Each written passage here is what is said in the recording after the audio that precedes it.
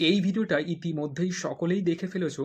সত্যেন্দু দাস বাবা রাম মন্দিরের প্রধান পুরোহিত জল সমাধি নিয়েছে। আসুন জেনে নিই সত্যেন্দু দাস বাবার জীবন আধ্যাত্মিক যাত্রা শুরু করেন খুব ছোটবেলা থেকেই। তিনি গৃহত্যাগী হন ও এসে পৌঁছান অযোধ্যাতে।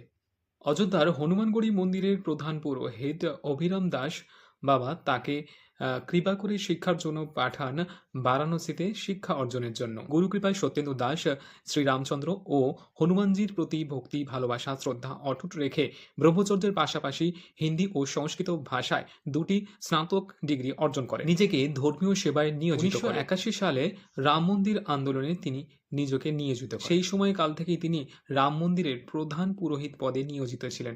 ২০২৪ রাম মন্দির উদ্বোধনের পরেও তিনি রাম মন্দিরের প্রধান পুরোহিত পদে ছিলেন। মহন্ত সত্যেন্দু দাসের গত ৩রা ফেব্রুয়ারি ব্রেন স্ট্রোক হয়। লখনৌয়ের একটি হাসপাতালে চিকিৎসা থাকাকালীন তার গত বুধবার নাগাদ তার মৃত্যু হয়। মৃত্যুকালীন তার বয়স হয়েছিল ৮৭ বছর। মৃত্যুর পর রামানন্দী সম্প্রদায়ের রীতি অনুযায়ী দাস বাবার মৃত শরীরে ভারী পাথর সরজু নদীতে ডুবিয়ে দেওয়া। কথা বলবো, ভগবান শ্রীরামচন্দ্রর কৃপা ধন্য এই তার পদসেবকের যেন পরম গতি প্রাপ্ত হয়। আমরা যেন সকলে এই সেবকের আশীর্বাদ পাই।